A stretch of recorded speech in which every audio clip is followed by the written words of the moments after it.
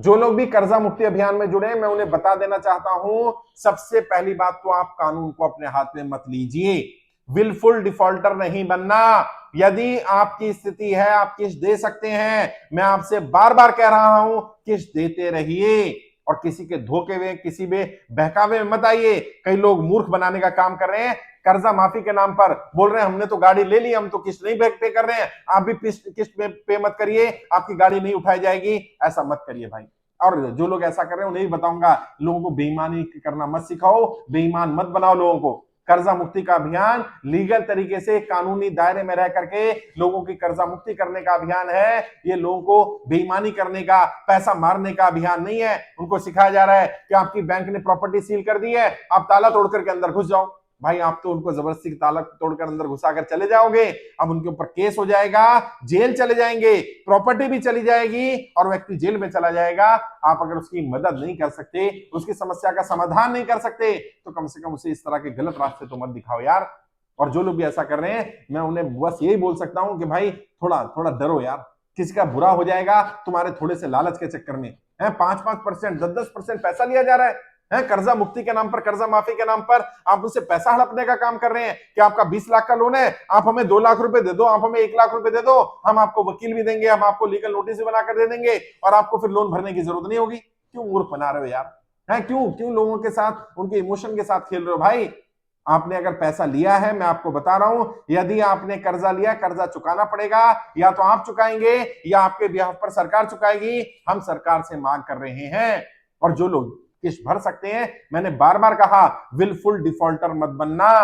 अगर किस्त भर सकते हैं, किस्त भरते रहिए। जो लोग किस्त नहीं भर सकते हैं, वो बैंक से कम्युनिकेट करिए, बैंक को लेटर दीजिए, बैंक को अपनी स्थिति के बारे में बताइए। बैंक को कोई सपना नहीं आएगा, बैंक को बताइए, रिटर्न में लेटर दीजिए कि मेरी नौकरी छूट गई है, मेरा व्यापार बंद हो गया है, मेरे पास कमाई का साधन नहीं है, जब आपने मुझे लोन दिया था मेरी स्थिति ऐसी थी, आज मेरी स्थिति ऐसी हो गई, मैं लोन चुकाने की स्थिति में नहीं हूं, मैं किस्त भरने की स्थिति में नहीं हूं। या तो मेरा लोन रीस्ट्रक्चर कर दिया जाए, मेरी किस्त को कम कर दिया जाए, मुझे समय दे दिया जाए। और बहुत सारे बैंक वाले बहुत अच्छा काम कर रहे हैं, मदद करने का काम कर रहे हैं। और जो लोग गलत कर रहे हैं उनके भी खिलाफ है हम गलत को स्वीकार नहीं करेंगे। जो आरबीआई की गाइडलाइंस को फॉलो नहीं कर रहे, चाहे वो कस्टमर हो या बैंक वाले हो या रिकवरी वाले हो, सभी को आरबीआई की गाइडलाइंस को फॉलो करना पड़ेगा। सभी के लिए मैंडेटरी है।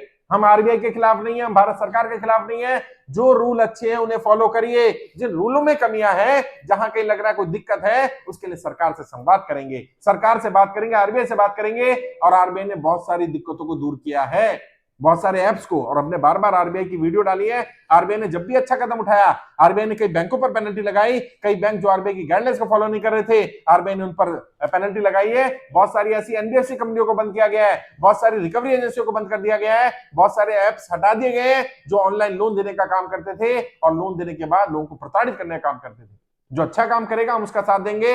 आरबीआई की गाइडलाइन सबको फॉलो करनी है, कस्टमर के नाते आपको भी फॉलो करनी है। विलफुल डिफॉल्टर नहीं बनना।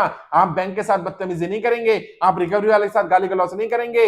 रिकवरी वाला आपके साथ गाली गलौज नहीं कर रहा, आपको भी गाली गलौज करने का अधिकार नहीं है।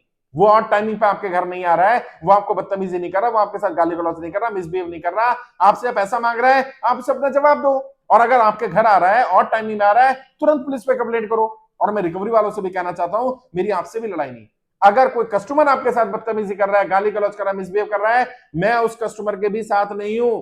हमारा कर्जा मुक्ति का अभियान उन लोगों को राहत दिलाने का अभियान है जो नोटबंदी, जीएसटी, लॉकडाउन के कारण व्यापार बंद हो जाने, नौकरी छूट जाने के कारण कर्जे की दलदल में फंस गए। जो कर्जा नहीं चुका पा रहे, उनको या तो सरकार कर्जा माफ कर दे, या उनको राहत दिला दे, या उनका पैसा सरकार दे दे उन बैंकों का, एनबीएफसी का, और व्यक्ति कर्जा मुक्त हो जाए, या उनको ट्रेन कर दे, ट्रेनिंग दे करके वो कर्जे से बाहर निकल गए। बहुत सारे लोग कर्जे की दलदल से बाहर निकले, कर्जा मुक्त हुए।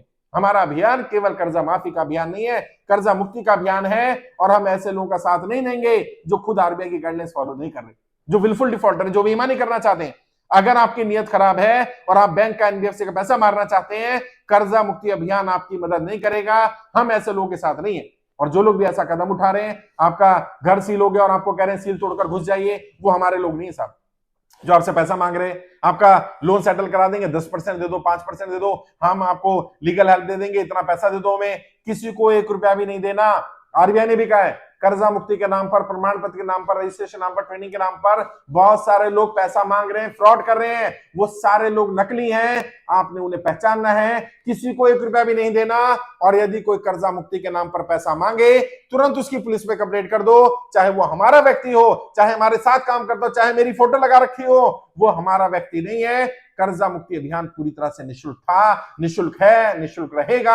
आपसे 1 रुपया भी नहीं लिया जाएगा। कर्जा मुक्ति के नाम पर, रजिस्ट्रेशन नाम पर, ट्रेनिंग के नाम पर कोई पैसा आपसे चार्ज नहीं किया जाएगा। और जो लोग ऐसा कर रहे हैं, जो लोग रूल को फॉलो नहीं कर रहे हैं, चाहे वो कस्टमर हो या बैंक वाले हो या रिकवरी वाले हो, हम उनका साथ देने वाले नहीं है।